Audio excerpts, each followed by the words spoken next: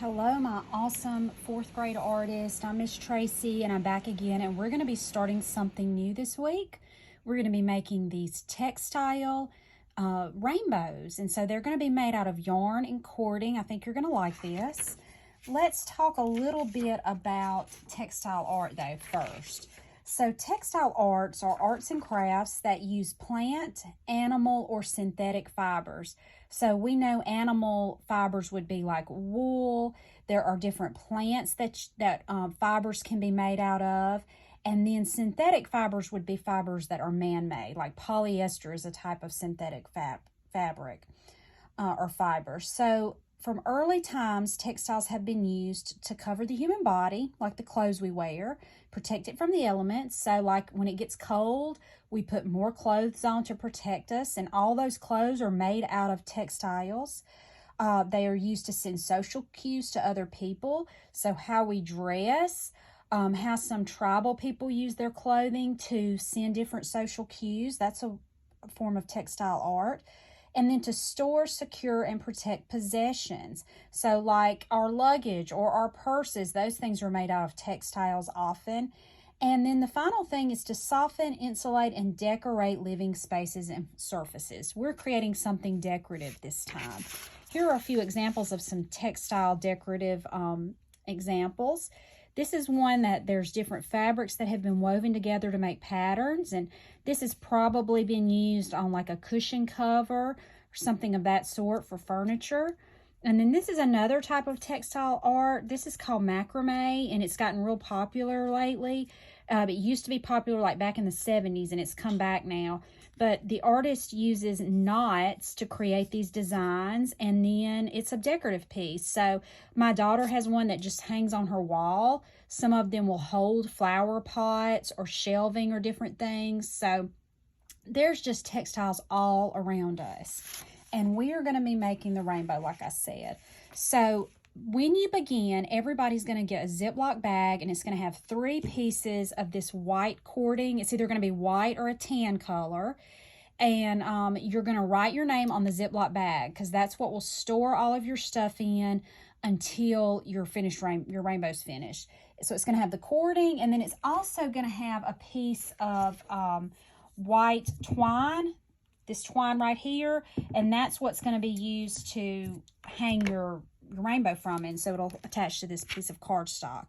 So to begin with, you're going to get one of your pieces of cording out. It doesn't matter which one. I'm actually just going to start with a small piece. This is smaller than it actually is, but I don't want to take too much time and make this video go on and on forever.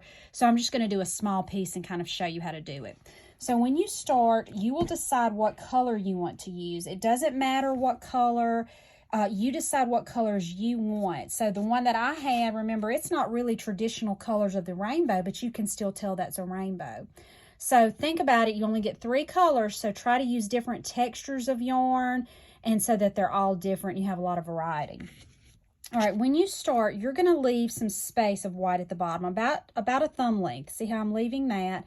And then when you start, so that you wrap over the end of your yarn, I'm going to lay a little bit of my yarn down there, and then I'm going to start wrapping over it, and that will hold it in place.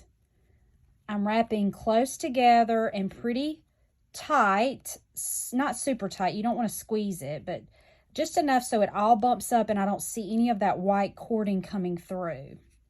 So see, that covered the end of that, and that'll keep that in place.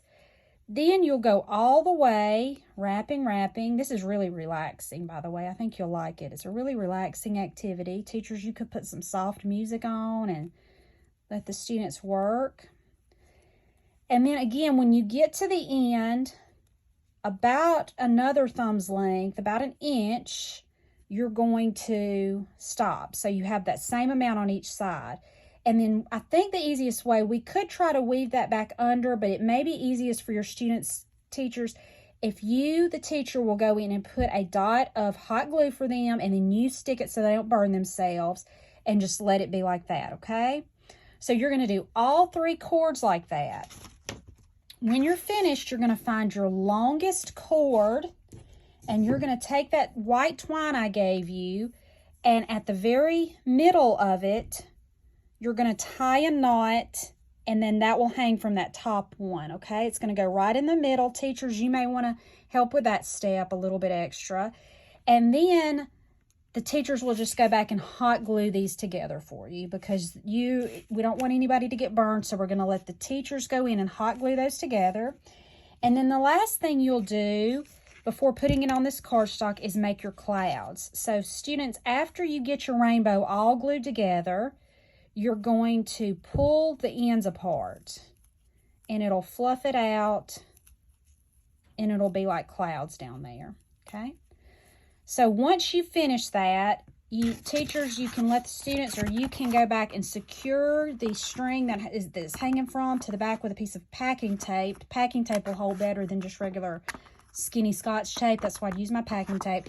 And let the students put their name label on the back, and then they'll just be sent back to me like this on the cardstock. So it'll be ready to display somewhere. So students, I cannot wait to see what you're going to do. I think these are going to look great. Your teachers will send them to me, and I'm going to put them on Artsonia, and I may even save some for the art show or some other displays that we do. So do your best and make them look really good. Thanks, and I'll see you next time.